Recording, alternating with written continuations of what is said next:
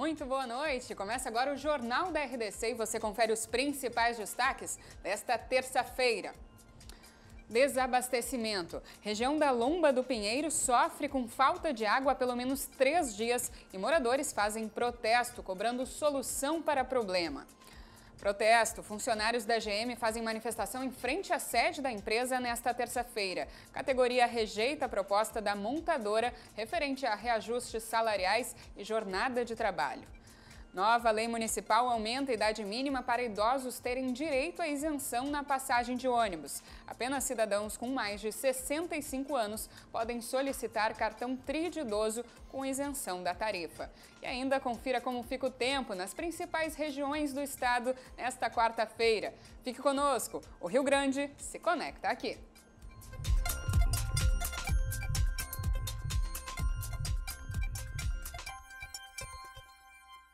E a gente começa o Jornal da RDC falando sobre um problema que já não é de hoje. Moradores da Lomba do Pinheiro, na zona leste da capital, reclamam de falta de água há 3 dias. E nesta tarde eles protestaram pedindo providências do DEMAI. O protesto começou no cruzamento entre as estradas Afonso Loureiro Mariante e São Francisco, na região da Parada 6 da Lomba do Pinheiro. Os moradores bloquearam as vias com pedaços de colchão, madeiras e pneus. Eles reclamam que estão há pelo menos 3 dias sem água.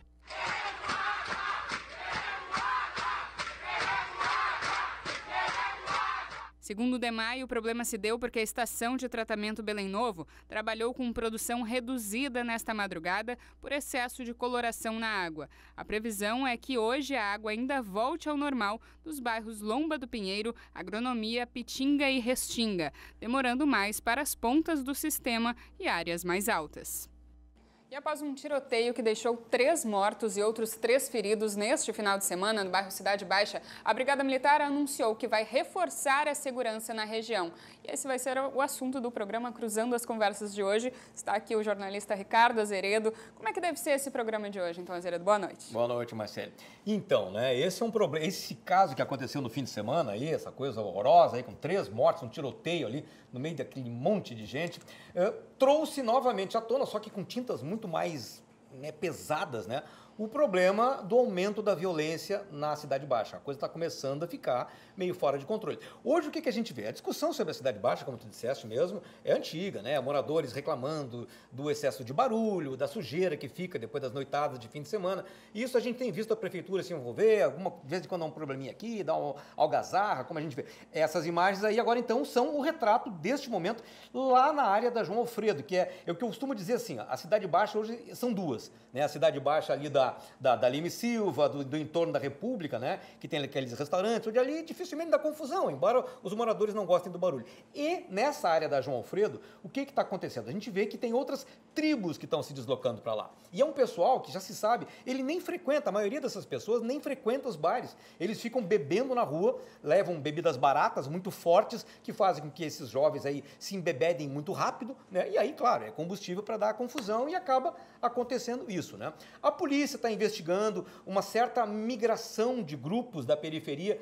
que tomaram esse lugar também como ponto de encontro. Isso está elevando a questão da criminalidade lá. E esse fim de semana foi, né, o exemplo máximo de que isso realmente está acontecendo. Ou seja, 3 pessoas morreram, isso nunca havia acontecido, é uma coisa completamente inusitada. Claro, a polícia esclareceu que era um acerto de contas entre criminosos mesmo, mas o fato é que esses criminosos estavam lá, têm estado naquela região e isso, obviamente, contamina, né? E está levando os moradores a ficarem extremamente preocupados e é algo que agora exige, como a própria Brigada Militar já disse, que olha, diante disso nós vamos ter que começar a repensar algumas estratégias de patrulhamento, aumento de efetivos, seja como for, para poder deixar a presença da Brigada um pouco mais ostensiva, além do que já é, para tentar coibir, né? Porque é preciso realmente mostrar que aquele ambiente precisa ser controlado. E hoje a gente vê que aquela quantidade de jovens que está ali bebendo desmesuradamente, comprando bebida comida na rua ali, isso é uma outra coisa que é um problema, né? Eles atrasam de casa naqueles saquinhos plásticos, fica aquela sujeirada horrível, né?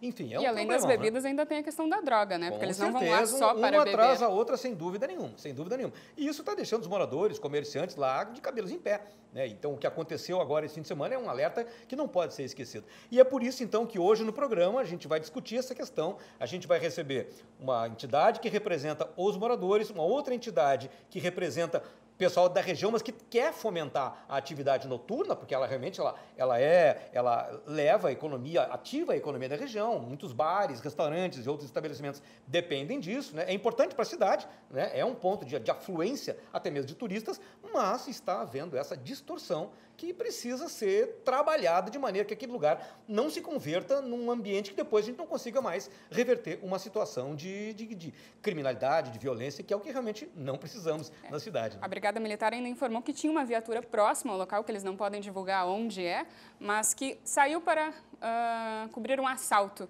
E daí ficou desguarnecido, que foi exatamente o momento que deu o tiroteio. Isso é falta de efetivo também aqui em Porto Alegre, né? Pois então, né? O que eu acho é que agora tornou-se evidente, não é preciso ser especialista em segurança, de que é preciso ter uma atenção especial para aquela região em termos de policiamento. Além de, claro, da Polícia Civil ter que fazer o trabalho de investigação, de saber realmente quais grupos estão circulando por ali, né? Quem são as facções, ou seja lá o que for, que estão circulando e que podem estar criando territórios ali de distribuição de droga e seja lá o que for, né? E a brigada, que tem o papel de ser ostensiva, de estar ali, fazer aquela presença visual, então vai ter que repensar. O próprio comando já admitiu isso depois desse acontecimento.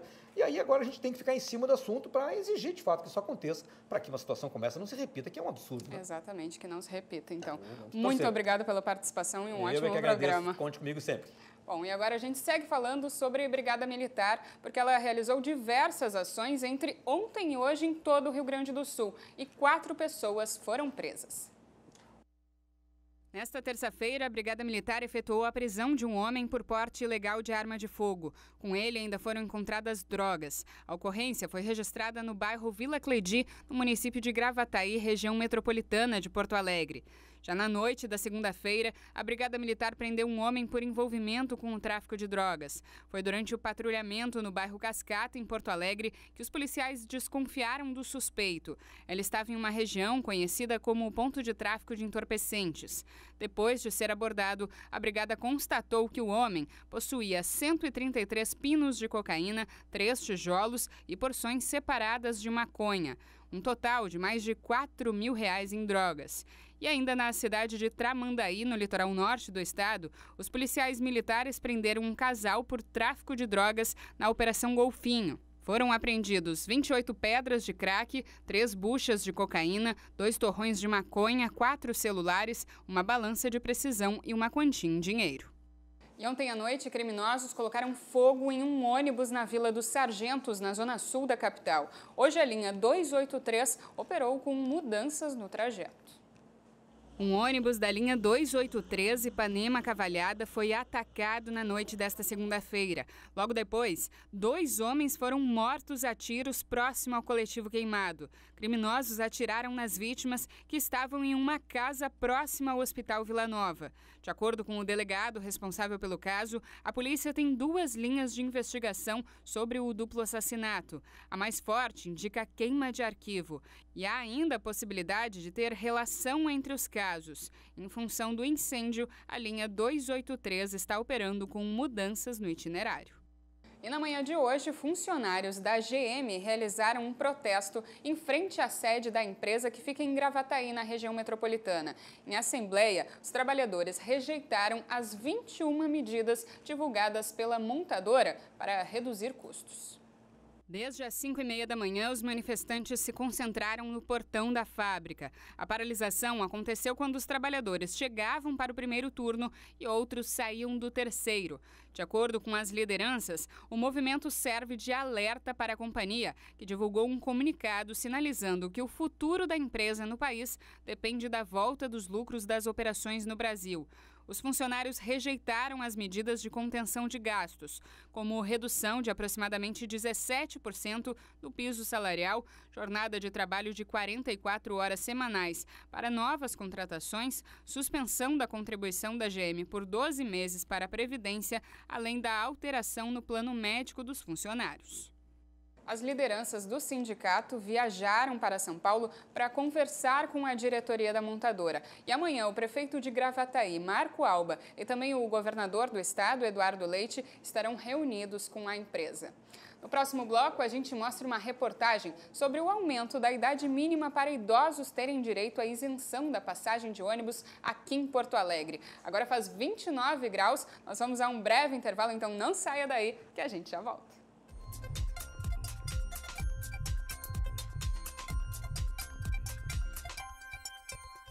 Nós estamos de volta com o Jornal da RDC. Você nos assiste pelos canais 24 e 524 da NET, mas também pelo site www.rdctv.com.br, pelo Facebook e também pelo Twitter, RDC TV Digital, e siga, claro, a nossa emissora no Instagram, onde você confere diariamente as fotos dos nossos bastidores. E entrou em vigor esta semana a lei municipal que aumenta a idade mínima para idosos terem direito à isenção na passagem de ônibus. A partir de agora, somente quem tem mais de 65 anos pode solicitar o cartão Tri Idoso com isenção da tarifa.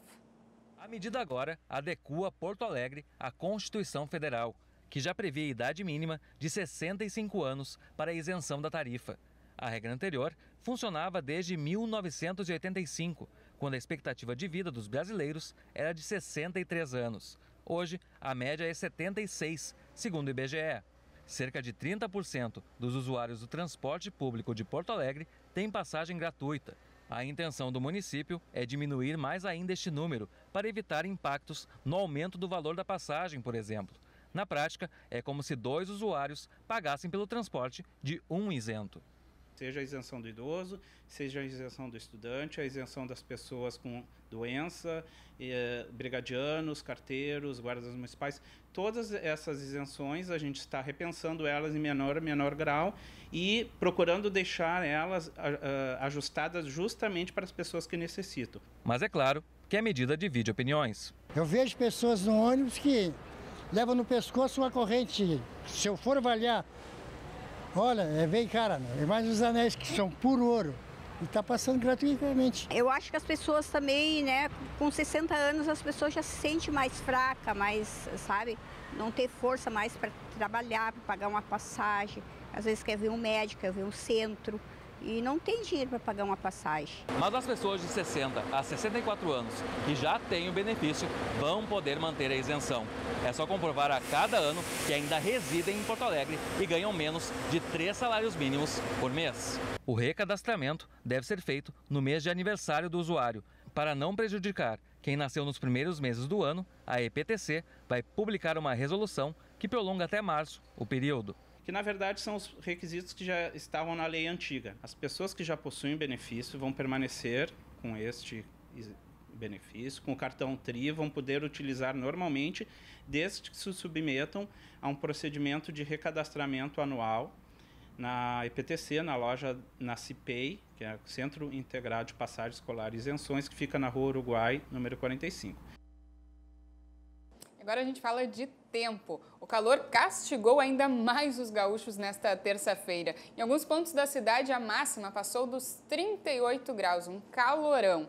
E amanhã a instabilidade deve chegar sobre o estado, mas as temperaturas continuam altas. A máxima em Porto Alegre deve atingir os 37 graus nesta quarta-feira. O dia já começa quente, com 24 graus. Amanhã, a previsão é de sol e aumento de nuvens de manhã e pancadas de chuva à tarde e à noite. Em Caxias do Sul, na Serra Gaúcha, a quarta-feira também será de temperaturas acima dos 30 graus. A máxima chega aos 32. Por lá, a previsão é de sol entre nuvens e pancadas de chuva à tarde e à noite. Em Passo Fundo, no norte do estado, a máxima também atinge os 32 graus em uma quarta-feira marcada pela instabilidade. Em Erechim, no noroeste gaúcho, as temperaturas variam entre 20 e 31 graus. A quarta-feira também será marcada por muita instabilidade na região. Em Capão da Canoa, no litoral norte, a amplitude térmica será de 10 graus nesta quarta-feira, mínima de 24 e máxima de 34 graus. Chegou a hora do futebol aqui no Jornal da RDC e você confere as últimas atualizações do lado gremista. O Grêmio venceu o Juventude na noite de ontem com 2 gols de Jael e 1 gol de Maicon. Com esta vitória, o tricolor fica na primeira colocação do Campeonato Gaúcho, mas divide essa posição com o Caxias do Sul. A diferença fica no saldo de gols, em que o Grêmio tem 7 e o Caxias apenas 4. Já nesta terça-feira, o Grêmio treinou pela parte da tarde no CT Presidente Luiz Carvalho. Quem apareceu aqui foram os jogadores que não jogaram ontem. Os titulares que estiveram neste jogo de ontem fizeram apenas exercícios físicos na academia do CT. Quem falou com a imprensa hoje foi o volante Maicon, que falou sobre o Grêmio ter tempo de preparação que não teve no ano passado. No ano passado, devido a gente ter ido para o Mundial, as nossas férias foi um pouco prolongada. Já voltamos, o Campeonato Gaúcho já estava começando, né? Já tinha uma final de Recopa logo em seguida, né? Então as coisas tinham que ser aceleradas, né? Para que a gente pudesse voltar a jogar o quanto antes. Jogamos a final da Recopa, ganhamos, né? Estava numa situação difícil no Campeonato Gaúcho, então isso gera um esforço além daquilo que você poderia ter se programado como está sendo esse ano, né? E esse ano não, a gente já teve aí quase 3, 4 semanas aí para se preparar bem, né, para que a gente possa suportar as competições que a gente vai ter durante o ano. E agora você confere os destaques do Internacional. Manhã de boa parte de treino fechado aqui no CT Parque Gigante, já que o Internacional tem 2 derrotas na sequência do Campeonato Gaúcho. No próximo jogo, Oder Hellmann vai com força máxima. Nesse treinamento fechado, o time trabalhou intensivamente a bola parada, já que a equipe sofreu 3 gols nos últimos 2 jogos com bola parada. O Internacional já está em Veranópolis, onde enfrenta a equipe da casa amanhã no estádio Antônio Davi Faria, às 7h15. Precisando da vitória, já que ocupa apenas a 7ª colocação no Campeonato Gaúcho. O volante Patrick, que vem apresentando um baixo rendimento nos últimos jogos, deve ser substituído. Oder Hellmann vai mudar a maneira de jogar, vai tirar o tripé defensivo, colocando o atacante Santiago Trellis, ele que fez a sua estreia no último domingo contra o São José. E sobre centroavante, o Internacional tem uma boa notícia. Paolo Guerreiro já está à disposição a partir do dia 5 de fevereiro e deve estrear apenas no dia 5 de abril, quando acaba a punição da FIFA. E na sala de imprensa na manhã de hoje, foi o lateral direito Bruno, que será titular amanhã contra o Veranópolis, que disse as dificuldades que o Internacional vem enfrentando no Campeonato Gaúcho e o que espera para o confronto de amanhã. Eu acredito que não só o Bruno, mas todos têm muito a evoluir, né, no decorrer. Então, acredito que agora, no próximo jogo, todos possam estar melhores. E acho que quem viu o jogo, o time teve alguns erros, né, mas só que no dia a dia, no trabalho, para que a gente possa evoluir e apresentar. Espero fazer um bom jogo. Eu me cobro muito, né, para que eu possa evoluir, ajudar meus companheiros. E é um grupo ciente disso, é um grupo de qualidade, mas que tem muita responsabilidade em absorver para que a gente possa afastar, né, essas coisas ruins, para que a gente possa seguir nosso caminho firme e forte. E depois das informações do esporte, agora a gente vai à análise de João Batista Filho. Odair mudou o time do Inter. Primeiro, recuou o D'Alessandro para a linha dos volantes. Agora é Dourado, Edenilson e D'Alessandro, daquela mesma trinca que deu certo no Colorado. Patrick vai passar pelo menos um tempo no banco de reservas. Afinal de contas, não vinha rendendo o esperado. E a torcida queria, assim, o melhor a ser feito até para o jogador. Mais à frente, Potker retorna na sua. Na ponta direita, Nico Lopes para o outro lado. No ataque, Santiago Trellis, que é o centroavante que o Internacional tem. Não é o dos sonhos, era o que era viável ser contratado, porque o Jonathan Alves, vamos combinar, não deu certo. No ataque, o Inter vai com ele, porque Sobis também não é o camisa 9. Agora, a partir da semana que vem, na próxima terça-feira, os colorados já começam a contar no relógio. No dia 5 de fevereiro, Paolo Guerreiro estará novamente treinando com um grupo de jogadores. E no dia 5 de abril, poderá jogar com a camisa do Inter. Fará 2 meses de pré-temporada exclusiva da maior contratação da história do Inter nos últimos 5, 6 anos, desde que D'Alessandro apareceu por aqui. Onde eu quero chegar? O Inter está tentando armar uma forma, um jeito de jogar para se adaptar novamente a um camisa 9, que não tem desde que Leandro Damião saiu. E aí, Paulo Guerreiro é o cara. Vai jogar as últimas 3 partidas da fase de grupos da Libertadores. O Inter precisa dele para ser o diferencial desse time que, por enquanto, é nada mais do que comum. Um pouquinho acima da média, talvez. No lado do Grêmio, esse sim tem vários recursos. Marinho jogou bem, finalmente estreou com a camisa do Grêmio, pela ponta direita. O Grêmio que tem Jean-Pierre entrando na vaga do Luan e talvez até melhorando o setor. Que bom que o Thiago Neves não veio. O tricolor gastaria 700 mil em um meia, que ninguém sabe se resolveria e trancaria a vida do garoto, que para mim é a melhor coisa surgida da base do tricolor nos últimos tempos. Talvez até melhor do que o Arthur. O tempo é que vai dizer, é bom ter calma neste momento. Mas o fato é, o Grêmio começa o ano muito bem, com boas alternativas, com Juninho Capixaba no time reserva dando conta do recado, Paulo Miranda sendo uma segurança no sistema defensivo, se aproximando de Jeromel e Walter Kahneman na zaga e principalmente com Jean-Pierre. A melhor coisa do Grêmio na meia cancha, talvez da base, e graças a Deus que o Thiago Neves não veio. E o Jornal da RDC fica por aqui. Muito obrigada pela sua companhia, uma ótima noite e até amanhã. Fique agora com o Cruzando as Conversas. Tchau, tchau.